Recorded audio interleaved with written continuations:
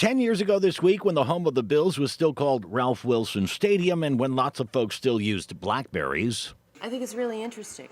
so too were the changes coming to Buffalo. For instance, just weeks after learning we'd no longer be able to dress up our homes for less because FWS would be closing after 50 years, developer Rocco Termini announced he would buy and renovate the landmark warehouse store on Elmwood Avenue. 1 decade later, well, that turned out pretty well.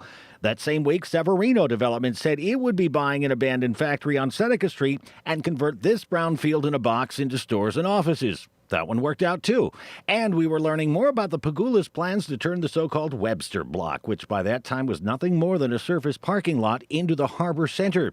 And today, the intersection of Washington and Perry Street stands in stark contrast to the way it appeared just a decade ago this week in 2012. 20 years ago this week when, well, not to bring up a sore subject, but gas was $1.59 a gallon, the nightly newscasts of the post-9/11 world were peppered with almost daily videos from Osama bin Laden, which were almost as ubiquitous as the daily color-coded reminder of the nation's current terror alert level.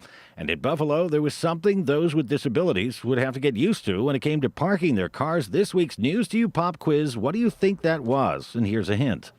If you want to be considered an equal, then you have to act like an equal. And this is just the first step, a very small step. Remember, this was back when the Osbournes were by that time the most viewed series in the history of MTV. The Outer Harbor was still pretty much a wasteland, and the big question around this town was Twin Bridge or Signature Span, the answer to which, some 2 decades later, in regard to the Peace Bridge, remains as elusive as it was this week in 2002. 30 years ago this week. Physical fitness, an old trend that's becoming fashionable again in the 90s. Back then, if the gym wasn't to your liking, you could fire up the home VCR and do the workout video by Cher while wearing big hair. In the days of bowling at Volker's, Steve Brown, the first time around, and when well before social media where you could tweet at us, we used to put your calls about our station on the air. Lori Lazowski is excellent. Give her more money. Then, just as now, such remarks are appreciated, but also know that they may be no more effective than they were back in the days when this was all news to you.